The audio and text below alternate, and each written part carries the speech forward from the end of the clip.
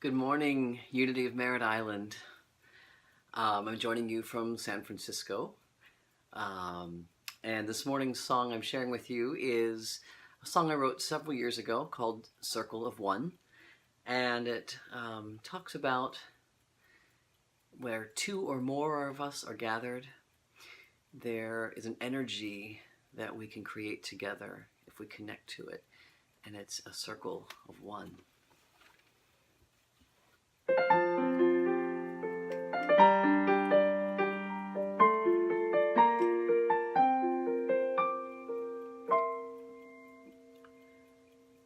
Eye meets eye, hand holds hand, heart warms heart.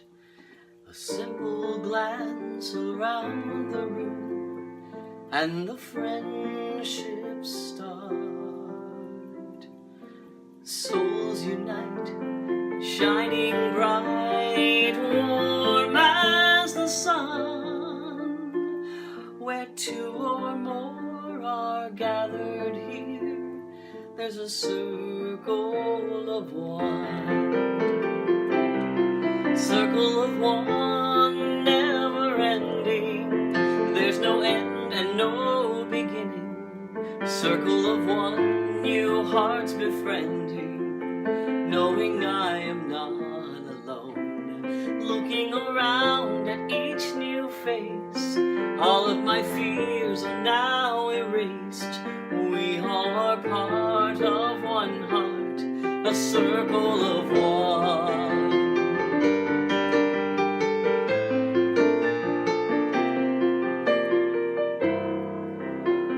Peace and joy, love and light, all abound. Fear of judgment disappears with support all around. Friendly smiles, tears of joy, laughter and fun. Spirit touching spirit in our circle of one. Circle of one, never ending. There's no end and no beginning. Circle of one, new hearts befriending, knowing I am not alone. Looking around at each new face, all of my fears are now erased. We all are part of one heart, a circle of one. Circle of one, never ending. There's no end and no beginning. Circle of one, new hearts befriending, knowing I am not alone. Looking around at each new face, all of my fears are now erased. We all are part of one heart, a circle of one.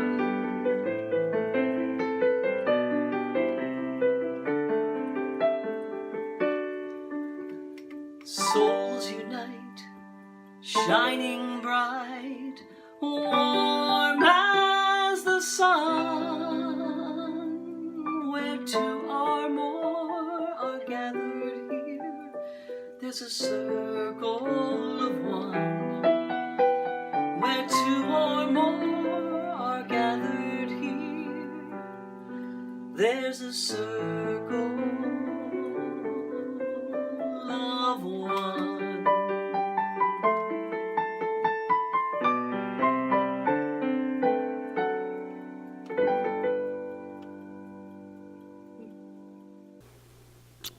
Eye meets eye, hand holds hand, hearts warm hearts. I know that each of you feel that when you walk in here. I know by the end of the service, so many of you experience that. We've had a lot of guest visitors in this church, and they all tell me the same thing. They've never walked into a church where they have felt so welcome and so loved. And that's what each of you bring here. So a few weeks ago, I talked about coming out from under the mask, coming out from that role that I play because I think that's how you want me to show up. Because I think that's how the world wants me to show up. But when I do that, I hide my authentic self. I hide who I'm born to be. And the following week, I gave the talk, Raising the Veil. Because even when I come out from that role that I'm playing, there's still a separation here. There's still a disconnect between me and God. And that separation, that belief is that I'm separate from God. I'm not good enough. So how? How do we come out from under the mask? How do we raise the veil? That's what today's talk is all about. Today's talk is Circle of One. Eyes meet eyes. Hearts warm, souls unite. When we're present, when I'm present with you, when I connect with you, my authentic self comes out. It feels safe. My ego disappears. And in that moment, we are a circle of one. And it can be, Jesus said, where 2 or 3 or more are gathered, there I am in the midst. And that's what he was talking about. When I let all those walls down, when I'm not afraid to step out and be one with you, and really see you, and really let you see me, we make that circle of one. And in that circle, we can do anything. So, probably 3 or 4 times a week, I go for a beach walk, and I like to get there before the sun comes up. Now, Irma came by, and she brought this gigantic mangrove root. We have a picture of it, I think. Yes. Up on the beach. It's still there, and they're hoping it's going to take root. And as you can see, it's covered with shells. Because one person, one day, was walking and was moved to find a shell with a hole in it and pick it up and hang it on the branch. And then someone else came along and did that. And someone else came along and did that. And every time I'm there, I make sure I find a shell to put on the branch. And if you see it now, it's just this beautiful creation. And I watch people as they actually search for the shell they're going to put on it. And then there's almost a ritual. There's a sacredness as they put that shell on there. I shared this on, I think, the Facebook page, that I watched a young man with his earbuds on, running along the beach. And then he saw the tree, and he stopped, and he took his earbuds out, and he went, and I watched him look for a shell. And then, almost like a ritual, he put it there. And then earbuds in, and off he went again. But this root caused from a storm, brought to us by a storm, is given people a sacred place to stop on the beach. Under our mask, behind the veil, we have a belief that we're flawed, so we hide.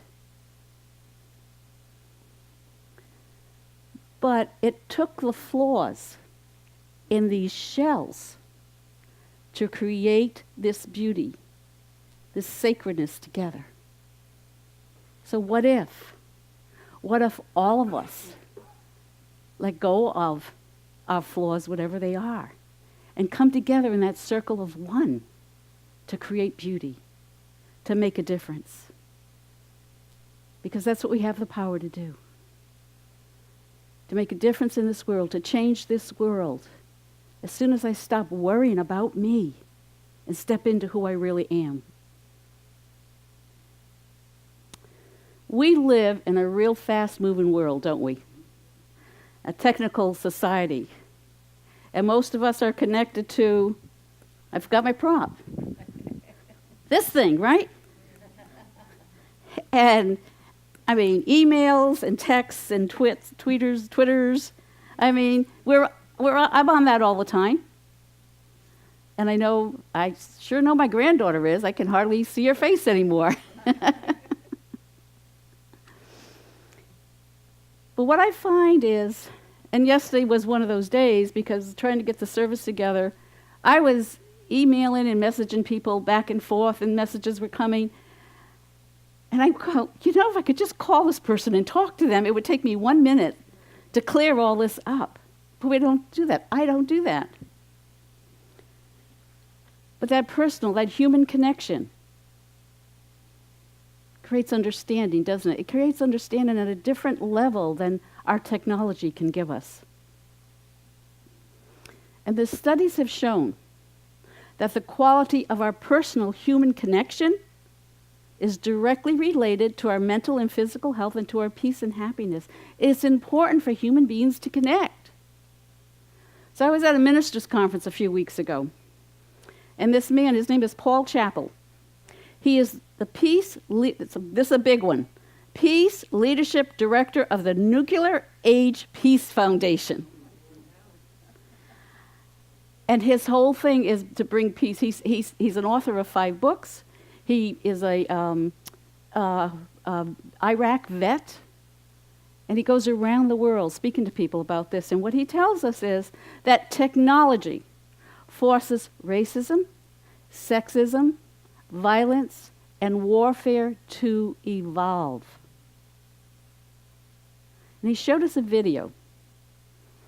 Showed us a video of in Greensboro, North Carolina in the 1960s, where 4 black college students organized a nonviolent, peaceful protest against segregation of lunch counters, because at that time, blacks could only sit at one lunch counter, whites at another.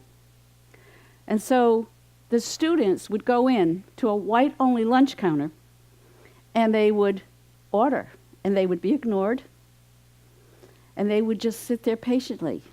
They would just sit there, even though they were being ignored. And then they started to be heckled and threatened, pelted with food. Itch and powder was put on them. They were shoved, they were pushed, and they were told if they were knocked down to curl up in a ball and not resist. And that's what they did. And the police would come in. After a while, the police would come in, and they would arrest this group and take them out. And as they were taking them out, another group of students would just silently walk in and fill the stools. And this kept moving through downtown Greensboro.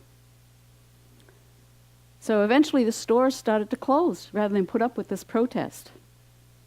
And eventually people stopped going downtown to shop. 5 months after the protest started, with a loss of what would be $1.6 million today, downtown Greensboro counters were desegregated. And this protest, begun by 4, moved through the South, and it led to other peaceful sit-ins. And 4 years later, the Civil Rights Act was passed, making segregation of public places illegal. Do you see what 4 people did? Peacefully, nonviolently. And the most important thing these students were instructed to do when they were confronted by antagonists, the most important thing, and this is what his talk was all about, was to connect with whoever was beating on them and to look them in the eye. Because as soon as I look someone in the eye, we make a human connection, don't we? The energy of eye contact is a powerful catalyst for human connection. So where has our human connection gone? So some of you you just may watch the news. And you may find yourself saying, what the heck is going on in the world today?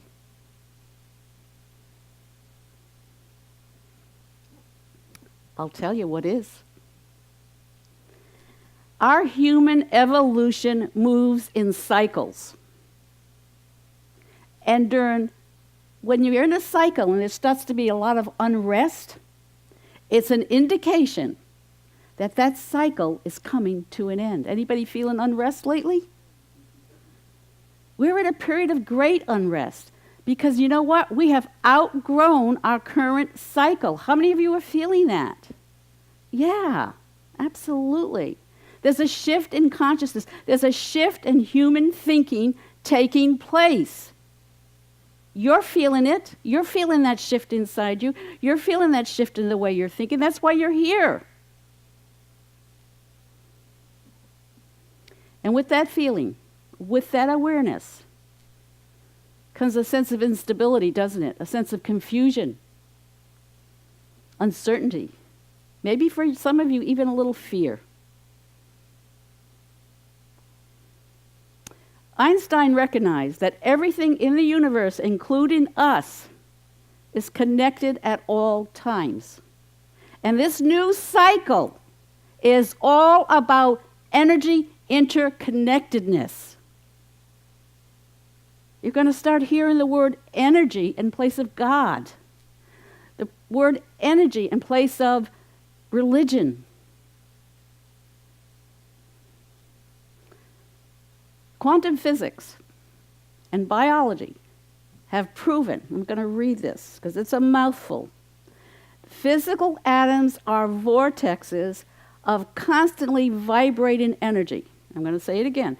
Physical atoms are vortexes of constantly vibrating energy. What are we made of? Yeah. Every material structure in the universe, including you and me, radiate this energy. We've been saying it and saying it. We're energy beings. How many of you know about the butterfly effect? Few of you. So the butterfly effect is if a butterfly flaps its wings on the other side of the world, it can cause a storm halfway around the world. The little butterfly wings. One person putting a shell on a mangrove root led to others doing it and created this sacred space on the beach. 4 college students protesting segregated lunch counters led to the Civil Rights Act. Do you see how powerful we are? Everything we do, everything we think is energy. And it affects everything else in some way, even if I don't see it when I'm standing right here. My words right now, my energy right now, your words, your energy is moving out. It is changing and affecting the world. So, if we want to know what humankind was thinking during the cycle that we're moving out of,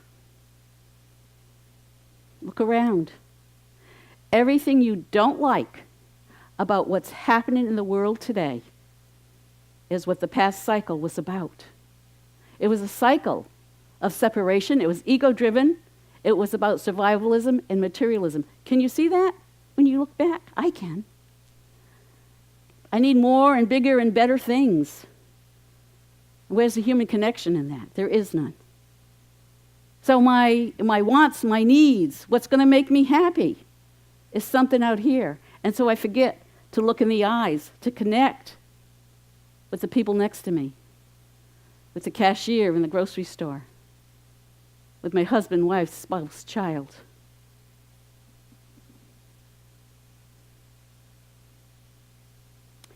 This new cycle we're transitioning into is one of harmony, peace, connection. And here's the thing, I've seen it in places now, I've heard it from some of you.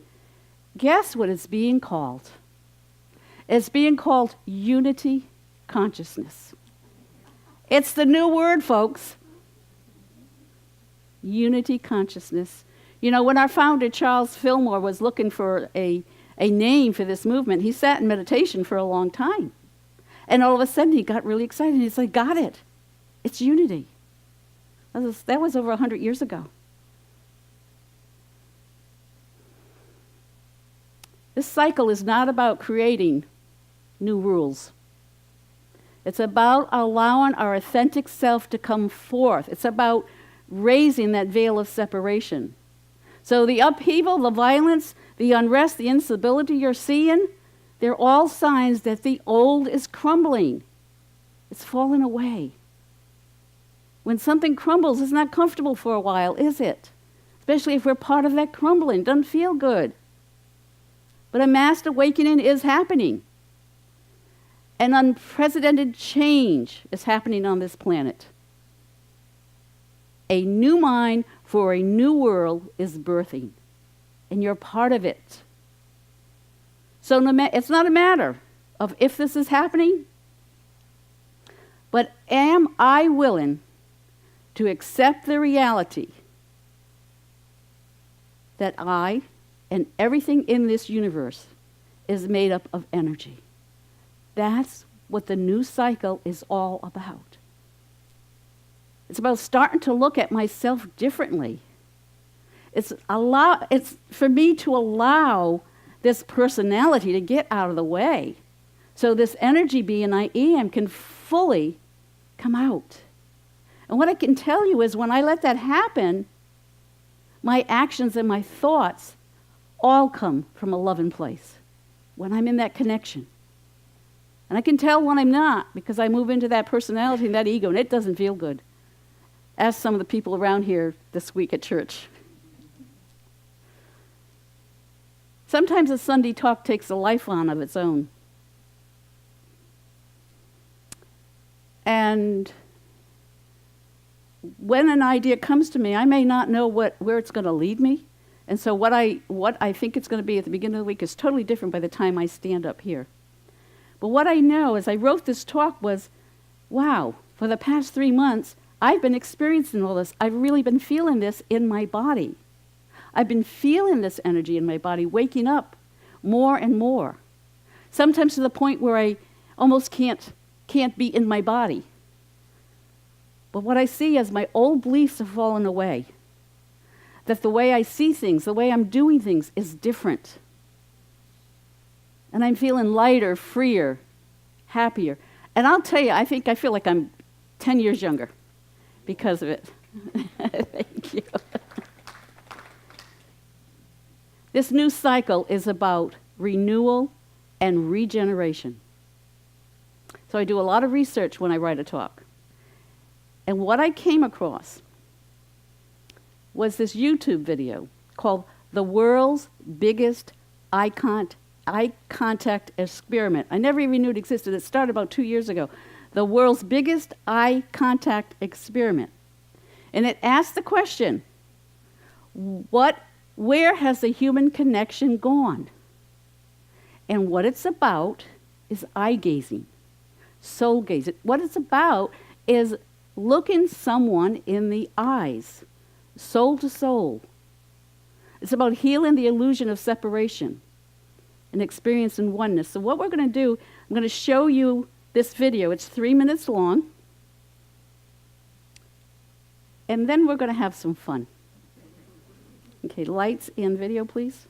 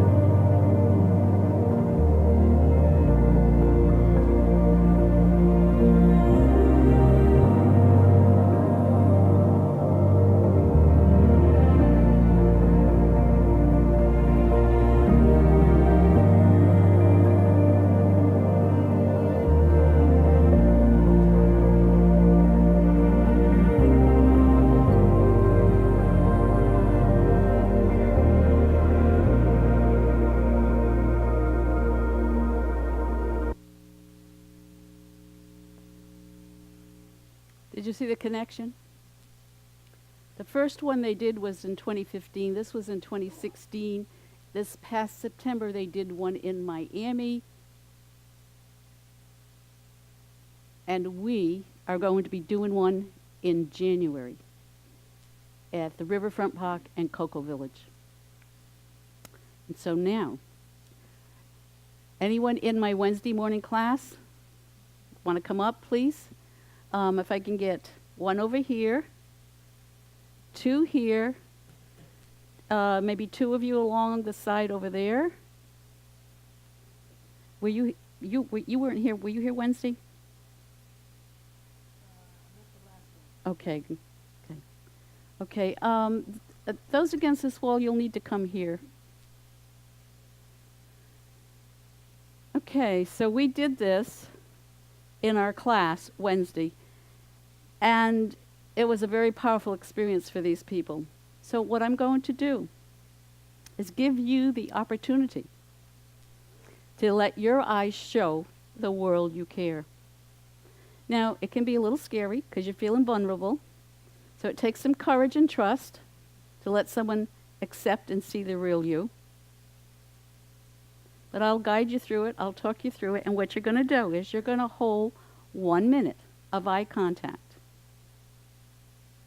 You're going to let yourself go. You're going to let yourself surrender.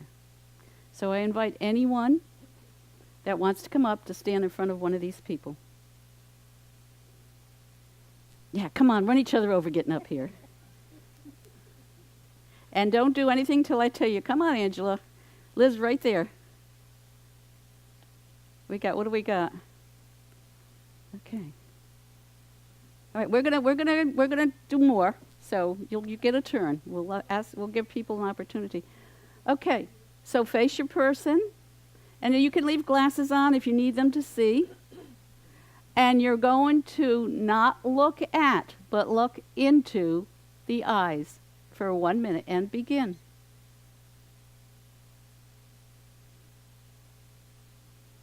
And those of you sitting, just hold a sacred space. You can watch or you can close your eyes and just feel, because you're going to feel a change of energy in this room.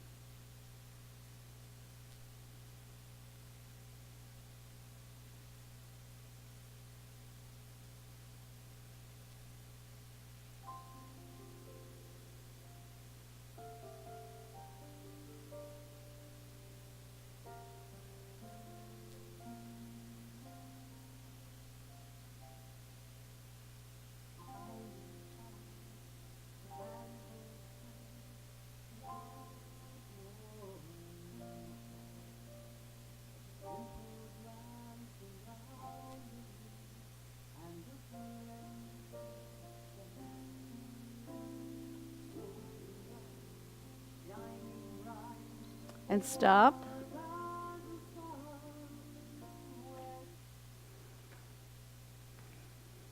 And now, you can either, the person that got up can either sit down or you can go to someone else. And someone that wanted to jump up can jump up and grab a partner.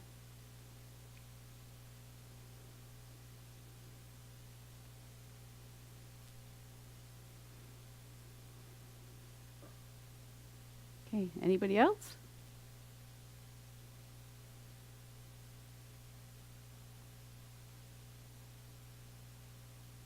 Sure, take another one.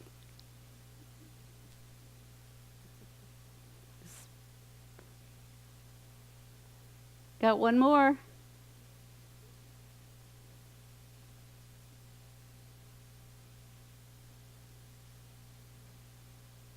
Okay. And begin.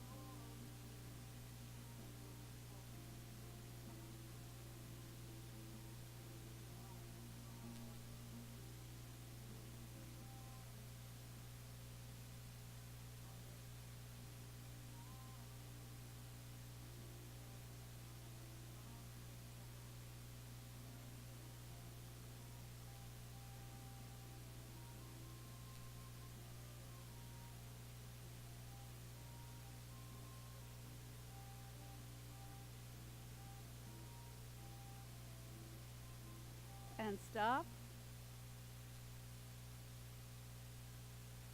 And you can return to your seat. And would someone let Carol Ann know she can come in? We're still going, but they can come in and sit if they would like. And so just notice how that felt. And breathe it in. And so now you all should have one of these cards. Does everybody have one of these? Because what we're going to do now, they were handed out.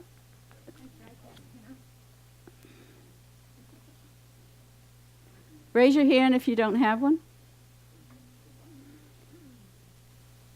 And BA has put a end-in video together for us so that now we can join in the singing of this song with different awareness. And so he's going to invite us to join him in this.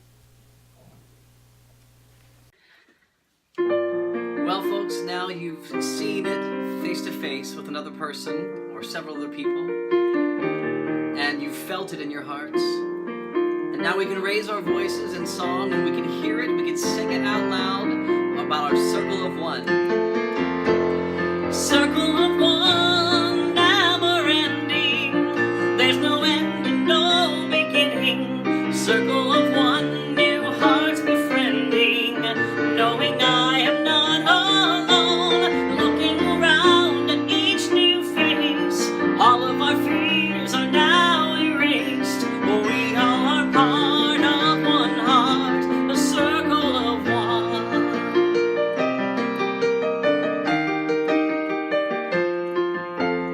Peace and joy, love and light, all abound. Fear of judgment disappears with support all around. Friendly smiles, tears of joy, laughter and fun. Spirit touching spirit in our circle of one. Circle of one, never ending, and there's no end and no beginning. Circle of one, new hearts befriending, and knowing I am not alone. Looking around at each new face, all of our fears are now erased. We all are part of one heart, a circle of one. Circle of one, never ending. There's no end and no beginning. Circle of one, new hearts befriending. Knowing I am not alone. Looking around at each new face. All of my fears are now erased. We all are part of one heart, a circle of one.